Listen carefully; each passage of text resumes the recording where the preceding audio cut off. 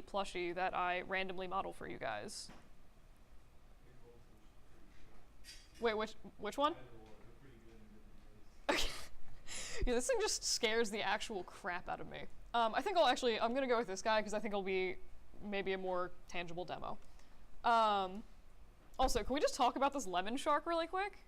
I saw this and I was like, oh my god, he's adorable. Yeah, right? It's so cute. Anywho. But, yeah, so I'm just gonna go ahead, yeah, so we'll model that little goldfish guy, full-size JPG.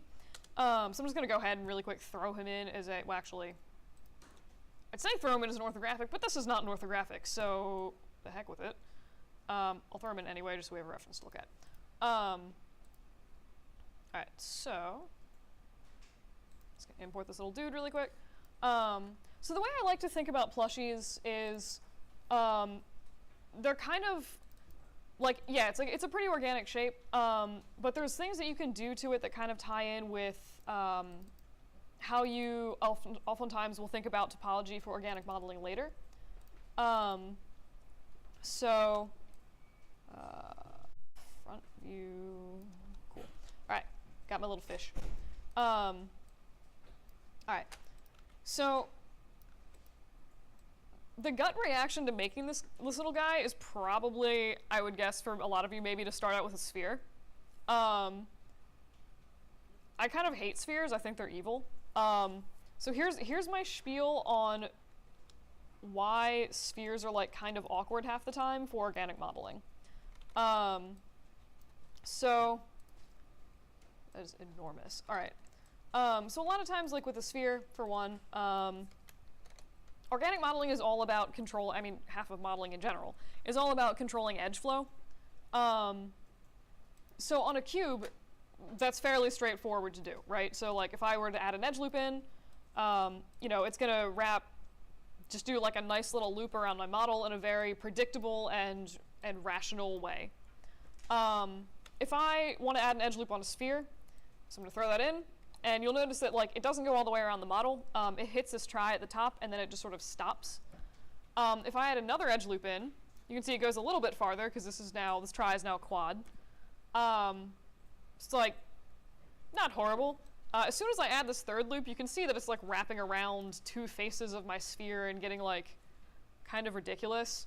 So like the more loops you add on a sphere,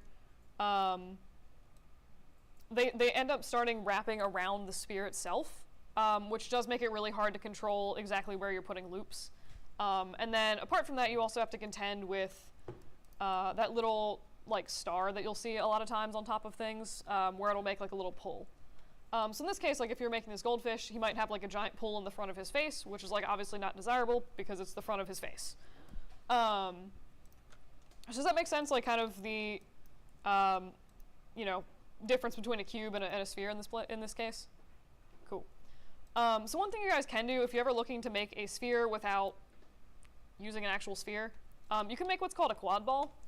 And I think Maya actually has like a option for this somewhere.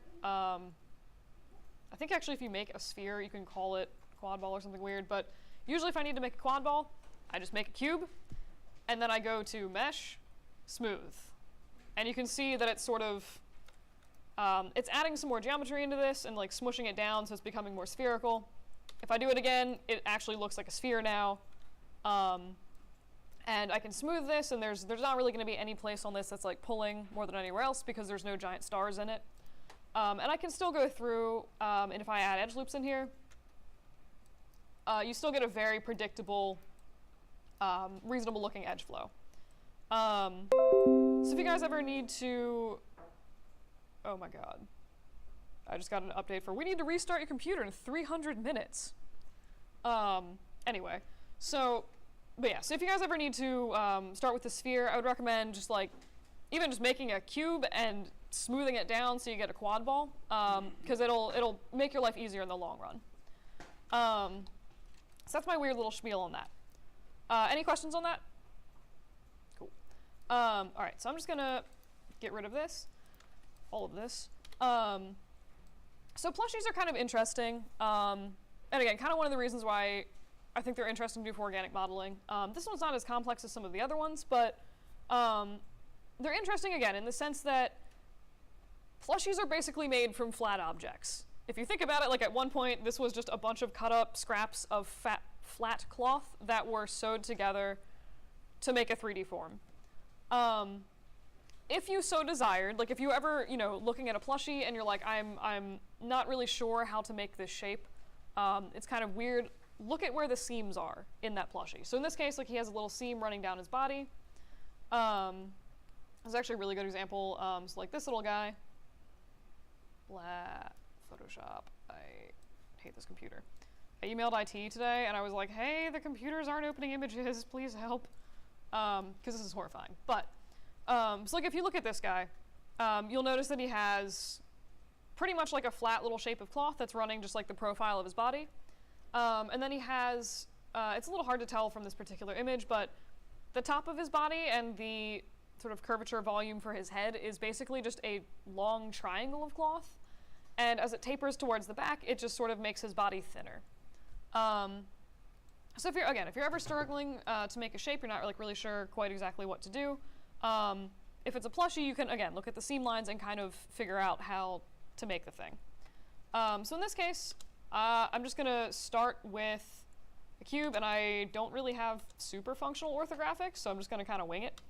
And this is like not necessarily the most efficient way to make a plushie. It's just like sort of a workflow thing that hopefully will maybe make sense to you guys. So usually if I'm doing something like this, or not usually, but oftentimes I will just, oh god, hang on, interactive creation. Haha, okay. So I'll usually just start with something like a plane. And this is just gonna be me blocking in a very awkward version of, here is the piece of fabric that is on the side of this goldfish. So I'm just gonna be like, hey, this is kind of round looking, or something. And maybe like this is literally just the whole side of my fish. Right, so this is like basically just a flat pattern piece, kind of looks like a fish. What would probably make sense is, I'll go back later and like add a little bit of geometry in here to sort of round out the side, because obviously this is like a very round, adorable plushie. But if I wanted to, so I think what they did, it looks like for this, is something very similar to the dinosaur, where they actually just sort of took a plane, and I'm going to shift this out to the side a little bit, but where they basically just took a plane and made this guy here, I'll zero this out, effectively just made a slightly narrow triangle out of this piece of fabric, if that makes sense. So I'm just going to grab this. This is going to be like really wonky looking for a sec, but like grab this like this.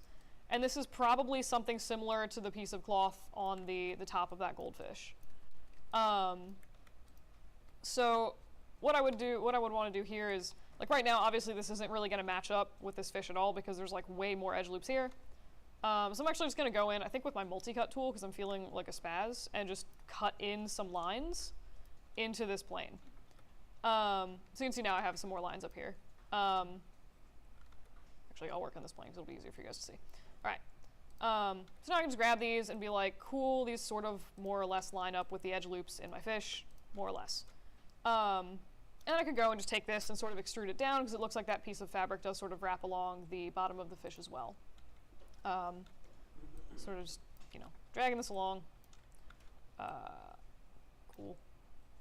Cool. Ah, what have I done? I've rotated it like a maniac. Aha. What have I done? Wait, I think I actually made like weird... No, I didn't. Okay. Sorry. I thought I made extra broken faces. So, again, this is like kind of specific to plushies, but what did I do? I did break something here. Interesting. So this is a little specific to plushies, but if you do happen to design it either this way or a similar way, it will ensure that if you need to model in those seams... What did I do to this? Dear God. Oh, I see what I did. Maybe. If you do need to model in seams for like additional detail, or to just sort of rough them in for when you're texturing, you will have geometry that pretty much follow all of the seams in the plushie. So that will make your life slightly easier there. Hey, I unbroke it. All right, so I don't know what exactly I did to that model, but I just got rid of the faces and kind of called it a day. All right, so again, more or less we just have pattern pieces right now. So what I want to do, so for this side piece here, I would like it to sort of conform and be a little bit more diagonal. If I was working off orthographics, this would be more important. Where like if I rotate this, it's going to kind of get it off reference a little bit and like distort where the geometry is in relation to this image. In this case, I'm just winging the whole thing anyway, so it's not a huge issue. But one thing you could do is actually use a lattice deformer to force this to be diagonal, but still maintain the same orthographic. So they're fairly straightforward. A little bit like the warp deformer in Photoshop if you've ever used it. But if with my thing selected, just go to your deform menu, and it should be like right here, is a lattice deformer. And if I open it, like I think these are the default settings for the thing. You can play with the number of divisions it has. I'm just going to leave it for now because like shrugs. But basically it's going to throw on something like this to your model. So if and you select it, so with the deformer selected, you can right click and do, select the different lattice points. It's basically these little control points here. So if I move this, it's basically, again, really similar to a warp deformer in Photoshop, but it allows you to relatively easily deform your model. In this case, if I just select all of the control points on this one side and just shift them straight back, we have a, a little plane that's been stretched diagonally with the same orthographics. So again, if you're trying to match reference, it's not a horrible thing to do. Any questions on any of this so far? Cool. All right, so I'm just going to go through and delete history on this object because I don't need the deformer there. And then the next thing that I'm going to do is I want to duplicate this over onto the other side of my little fish. And I'm also just going to duplicate this and scale it -1 on the Y to bring it down on the bottom of the fish. So I actually have a bottom form. So basically I'm going to do the exact same thing for this side. So I'm just going to duplicate it. And you'll notice, so if I scale it, that was the wrong axis. If I scale it -1 on the Z, it's basically just putting it a perfect reverse of where it is, but it's still like on the wrong side of the fish. So what I need to do is actually shift the pivot of this object, because that's where it's scaling from. So if I go into wireframe mode, if I press and hold D, that'll give me control of this pivot, so I can just move that wherever I want. And in this case, I want it snapped to the grid. So I'm just going to press and hold D, and then press and hold X. And that's going to allow me access to my pivot, and you can see that it's snapping it to the grid points. X is just the hotkey for snapping to grid. So I'm just going to throw that on my origin, duplicate my object again, and scale it -1. And now we have a properly positioned duplicate of this fish side. Yay fish. All right, and now if I wanted to like attach these guys together, it should be fairly straightforward. One thing I usually do suggest though, like before you go and attach a bunch of stuff, if you ever do anything where you like scale, -1 on the Z or whatever, and you just like want it permanently in that position, usually I'll go through and I'll just freeze the scale. So just right click in your channel box, go down to freeze, and just select scale. What this does is sometimes like you'll be working on a model and there'll be some weird normal issues that are like kind of hard to fix. And anytime you scale something on the negative, it like reverses the normal, so when you freeze it, you'll notice that instead of the gray side of this plane facing outwards, it's facing the inside of the plushie, which isn't really what you want. So again, just by like freezing the scale, you at least have control over that, so it's very obvious like which way that they're officially going to be facing. So you can just select them and do mesh display reverse, and that'll flop the normals back onto the correct outer side of this little dude's body. Does that make sense? Cool. All right, so if I wanted to join these together, it's pretty much at this point just a series of doing mesh combines. So I'm just going to, again, just do mesh combine. I'm going to bridge these two edges together so that his face is actually connected. This is actually weird for me. I usually do a pen for that. All right, so now he has a face. So I'm going to pretty much do the same exact thing for the sides. I'm just going to grab both of them, or grab all my objects, and just do mesh combine. And usually when I do that, I'll also just immediately delete my history. So like if you look in your outliner, Right now, here's our object, and then here's like all of these extra random things. If I delete any of those random things, it's gonna like jack up my model pretty badly, and or just, oh god, and or just completely delete parts of it. What is this? And sometimes it's semi-permanent, question mark? Alright, so I just undid, apparently back to the point where these were all separate objects, so I'm just gonna, again, mesh combine. So again, normally right after I do that, I just do delete history, because I don't like the extra stuff in the outliner and the fear of accidentally deleting part of my model and like permanently destroying it. So deleting history gets rid of all that stuff, and now I just can't mess up my model. So at this point, if I wanted to connect these, I could just do a simple, I could just go along, and probably the easiest thing would just be to do a little bridge. If I turn on symmetry for my z-axis, it should make that even easier. So I basically just selected all of the sides, and then I'm just going to go and do an edit mesh bridge. And you can see that now I have this lovely, very awkward little beveled goldfish sort of shape thing. And then I can also go through and like obviously close off these sides, which at this point makes sense. So this is like, again, kind of a very overcomplicated way to make this particular goldfish. If you were doing something like, like this little panda here, it might be a little bit, something like this could potentially help you to make that shape. But at this point, you can basically just go through if you want, and add in some more little edge loops to sort of puff out this fish and make him a little bit more appealing looking. So one thing I'm fairly certain I haven't gone over this before, but if you guys ever need to insert edge loops on a curved surface, this could potentially save you a lot of time and effort. So by default, if I just go in with my normal insert edge loop tool and I throw an edge loop in on, say, like this flat line up here, it's just gonna dump the line on wherever the flat polys are, yeah? So if I smooth it, it kind of does it like hardens the top a little bit, which isn't necessarily what you want, especially if you're adding in loops on like a sphere. So what you can do if you want is press shift as you add that edge loop. So if I do that, you'll notice that it actually drew it in and it modified the shape of my object a little bit. It like put that loop in on a curve. And it helps to preserve the curvature of whatever part of the model that you're working on. So that's something to keep in mind that can totally save you a lot of time. Again, especially if you're adding something in on like a sphere. But yeah, so in this case, I'm going to see what happens if I shift insert an edge loop tool on the sides of this goldfish.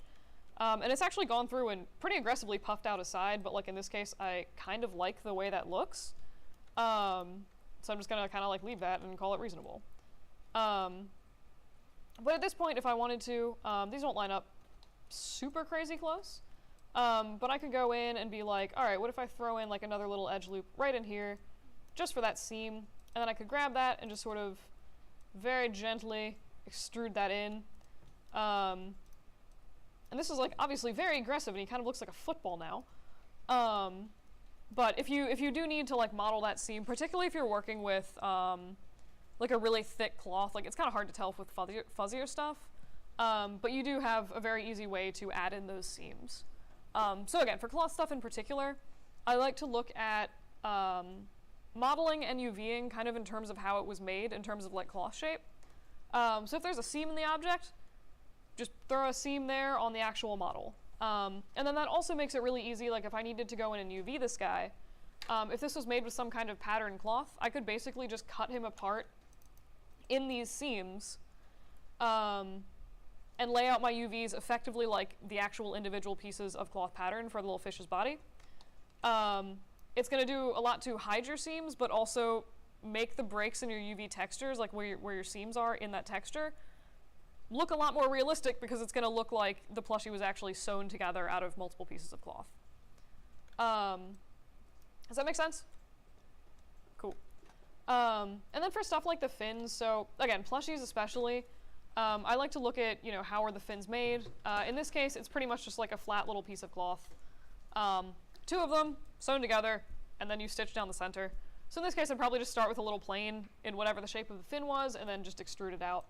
So this is actually going to be really like alarmingly simpler to the weapon demo that I'm going to do, which sounds super weird. But I'm just going to like block in like a really, really cruddy little fin. All right, so here is our glorious fish fin. Huzzah. I think I've given him a mohawk.